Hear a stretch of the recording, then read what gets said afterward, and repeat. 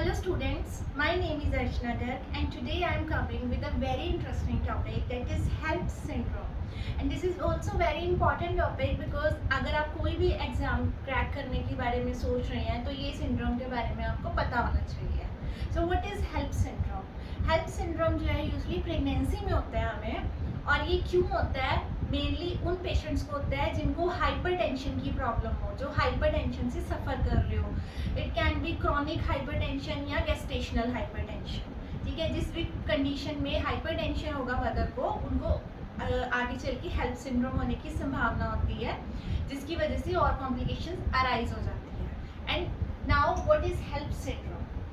So as we can see, HELP is an acronym and it stands for H.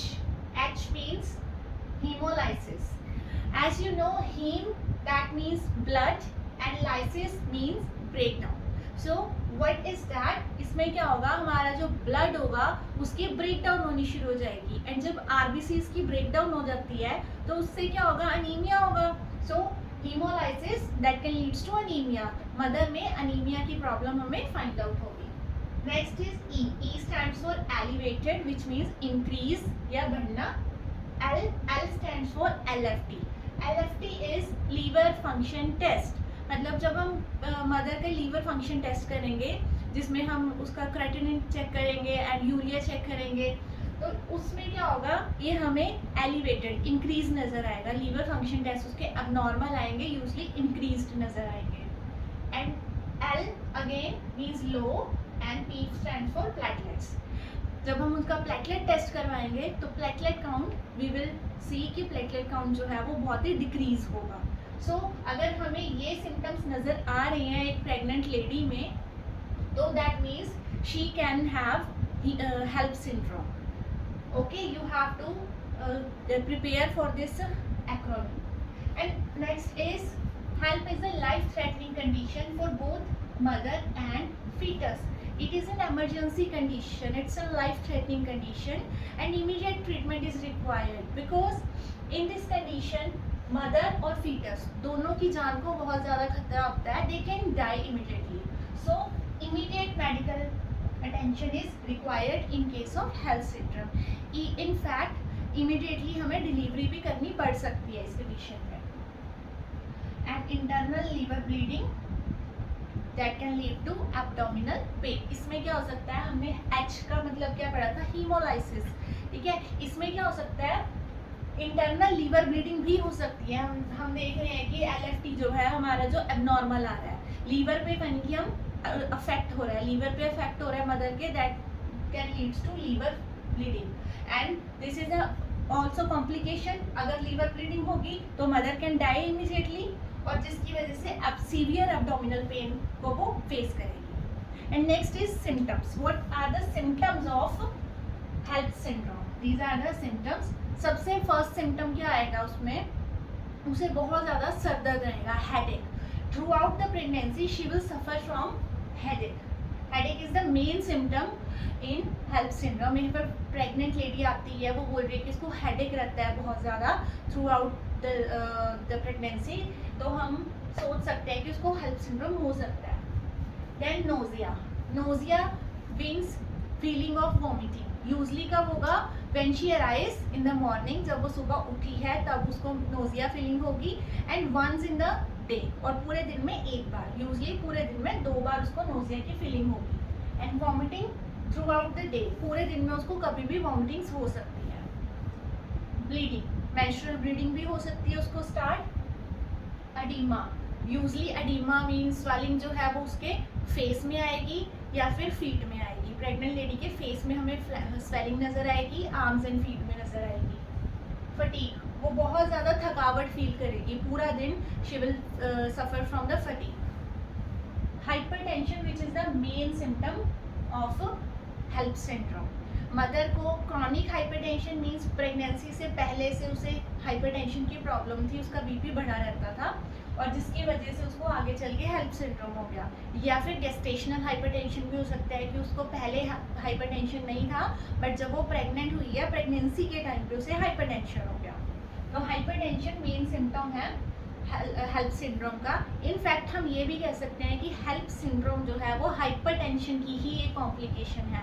Hypertension रहने की वजह से ही HELLP syndrome हो रहा है। And next is seizure. This is also very important symptom of HELLP, because but this is not important, this is not compulsory.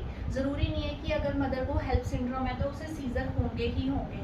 Scissor is a complication of HELLP syndrome. HELLP syndrome long time तक चल रहा है और उसके वजह से आगे चल के उसे एक्लैम्शिया हो सकता है। एक्लैम्शिया प्रेगनेंसी में होता है जिसमें हमें मदर को सीजर्स देखने में मिलेंगे। तो सीजर्स कैन अकर और not. Next is very important treatment. If you find a mother और lady with the HELLP syndrome, what is the major roles and responsibility of a nurse to do? Common roles and responsibilities are advise the patient to take complete rest, but these are the only major responsibilities, which include antihypertensive drugs.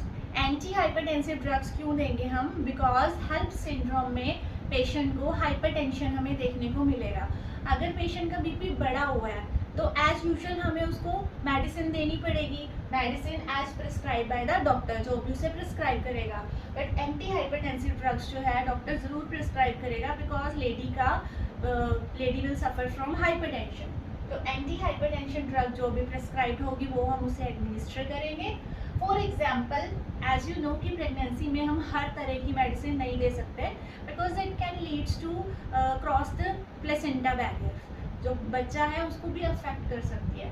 So this is a safe anti hypertensive drug labetalol. Labetalol is a safe anti hypertensive drug during pregnancy. Next is corticosteroids. Mother को corticosteroids भी prescribe या recommended होते हैं। क्यों होते हैं corticosteroids? ताकि बच्चा जो है उसका ब्रेन और उसका जो लंग्स है वो अच्छे से मैच्योर हो सके। Corticosteroid help in the maturation of foetal lungs की और ब्रेन की मैच्योरेशन में कोर्टिकोस्टेरॉइड्स हेल्पफुल होते हैं। Next is C section is recommended in case of complications. Usually C section ही किया जाता है हेल्प सिंड्रोम के केस में, बिकॉज इसमें सीजर्स होने के भी बहुत चांसेस होते हैं, तो सिजेरियन सेक्शन ही रिकमेंडेड होता है। बट अगर HELLP syndrome without any complication है तो नॉर्मल डिलीवरी भी हो सकती है, but C section is recommended. Next is blood transfusion. अब ब्लड ट्रांसफ्यूजन हम क्यों कर रहे हैं? Because patient is suffering from haemolysis. उसका जो आरबीसीज होंगे वो ब्रेक डाउन हो रहे हैं बहुत फास्टली, जिसकी वजह से उसे अनीमिया होगा और अनीमिया को प्रिवेंट करने के लिए हम ब्लड ट्रांसफ्यूजन करेंगे। Next is magnesium sulphate. Magnesium sulfate is a drug which is prescribed to control the seizures, because as we know seizure is a complication of HELLP syndrome. So seizure जो है अगर throughout the pregnancy उसे नहीं हुआ तो it doesn't mean कि उसे labour के टाइम में नहीं होगा, लेबर में उसे सीजर हो सकता है। इसलिए मैग्नीशियम सल्फेट जो है यूजली प्रिस्क्राइब की जाती है to control seizures, but it depends on the condition of a mother. And the last thing is get ready with the calcium gluconate antidote in case of toxicity। जब भी हम कोई magnesium sulphate की तरह की ड्रग प्रेस्क्राइब करते हैं तो हमें उसका हमेशा टॉक्सिसिटी के सिम्टम्स पता होने चाहिए, बिकॉज इसकी टॉक्सिसिटी जो है इट कैन बी डेंजरस।